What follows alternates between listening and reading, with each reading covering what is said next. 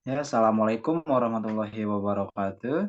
Perkenalkan, nama saya Rasya Bukhari dari Prodi Akuntansi. Di sini saya akan menerangkan tugas dari UTS Pendidikan Agama, yaitu penjelasan atau tafsiran surat Al-Alaq ayat 1-5 dengan dosen pembimbing bernama Bapak Muhammad Rosidi, SE.MM.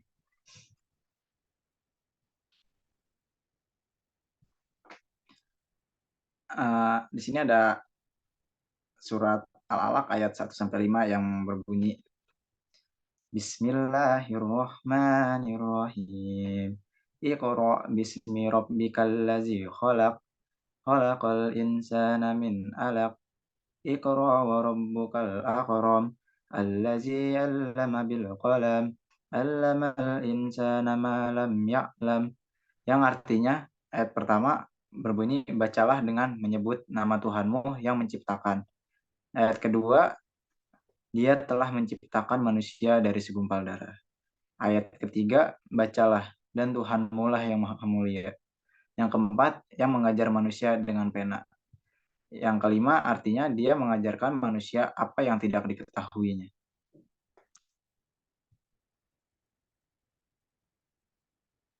Jadi di sini saya akan menjelaskan asbabun nuzul surah Al-Alaq ayat 1-5.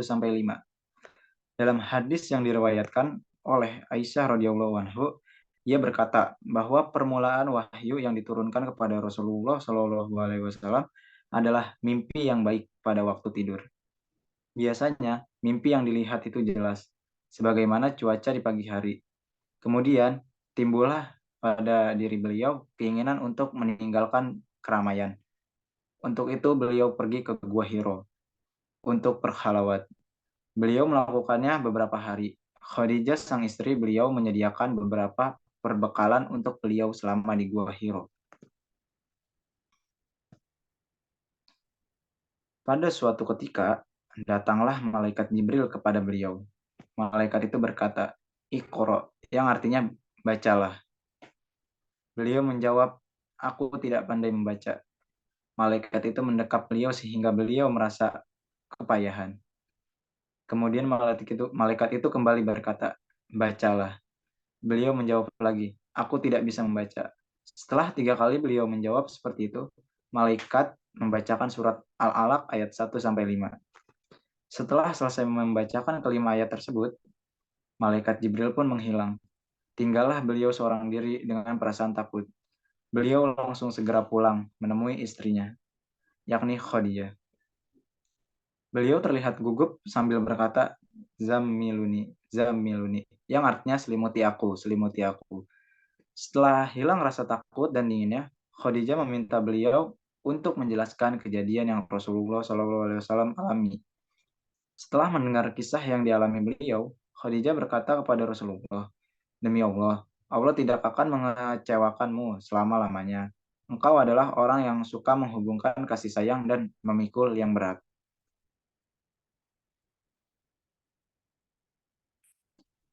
Nah, selanjutnya Khadijah segera mengajak Rasulullah untuk menemui Warakah bin Naufal, paman Khadijah. Dia adalah salah satu seorang pendeta Nasrani yang sangat paham dengan kitab Injil. Setelah bertemu dengannya, Khadijah meminta Rasulullah untuk menjelaskan kejadian yang sudah dialaminya tadi malam. Jadi setelah Rasulullah Shallallahu Alaihi Wasallam selesai menjelaskan pengalamannya tadi malam, Warokah berkata, inilah sebuah utusan. Sebagaimana Allah Subhanahu Wa Taala pernah mengutus Nabi Musa alaihissalam. Semoga aku masih dikaruniai hidup sampai saatnya engkau diusir dari kaummu. Rasulullah SAW pun bertanya, apakah mereka akan mengusir aku? Warokah menjawab, benar. Belum pernah ada seorang nabi yang diberikan sebuah wahyu seperti engkau, yang tidak dimusuhi orang.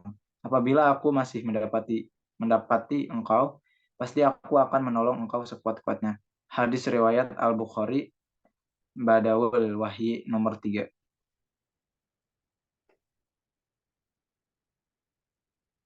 Di sini saya akan menjelaskan surat Alaq secara menurut perintah Membaca di sini tentu harus dimaknai bukan sebatas membaca lembaran-lembaran buku, melainkan juga membaca buku dunia seperti membaca tanda-tanda kebesaran Allah Subhanahu wa taala, membaca diri kita, alam semesta dan lain-lain. Berarti ayat tersebut memerintahkan kita untuk belajar dengan mencari ilmu, pengetahuan serta menjauhkan diri kita dari kebodohan. Namun, membaca yang mampu membawa kepada perubahan positif bagi kehidupan manusia bukanlah sembarang membaca, melainkan membaca dengan menyebut nama Allah yang menciptakan.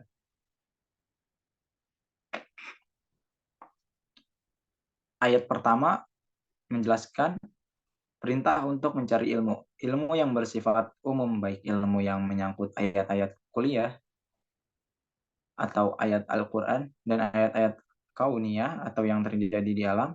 Ayat kauliyah ialah tanda-tanda kebesaran Allah Subhanahu wa taala yang berupa firman-Nya yaitu Al-Qur'an.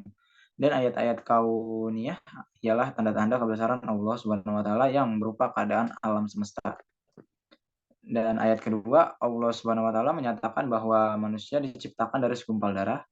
Allah Subhanahu wa taala sendiri juga telah menegaskan bahwa manusia diciptakan sebagai sebaik-baik ciptaan dan tidak ada makhluk yang dianugerahi wujud dan fasilitas hidup yang menyamai manusia.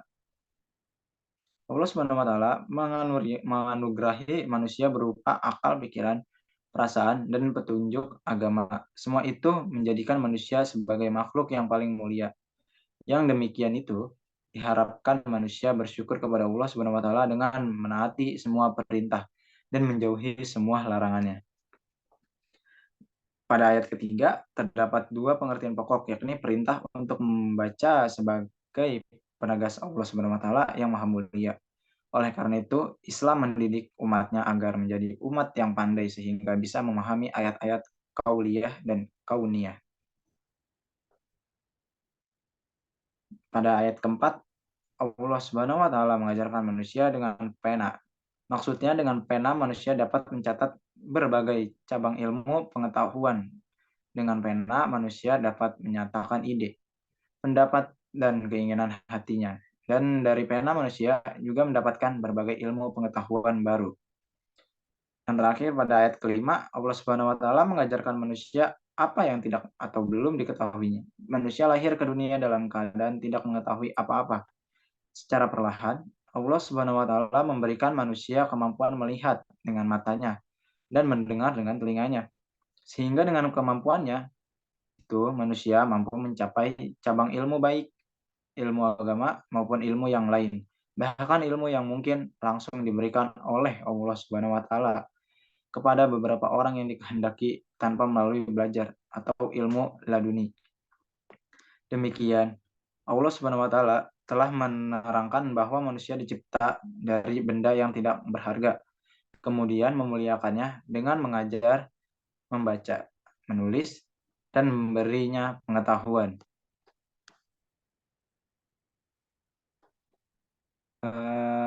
Syukron, terima kasih atas presentasi mengenai penjelasan surat Al-Alaq ayat 1 sampai 5. Sekian dari saya. Wassalamualaikum warahmatullahi wabarakatuh.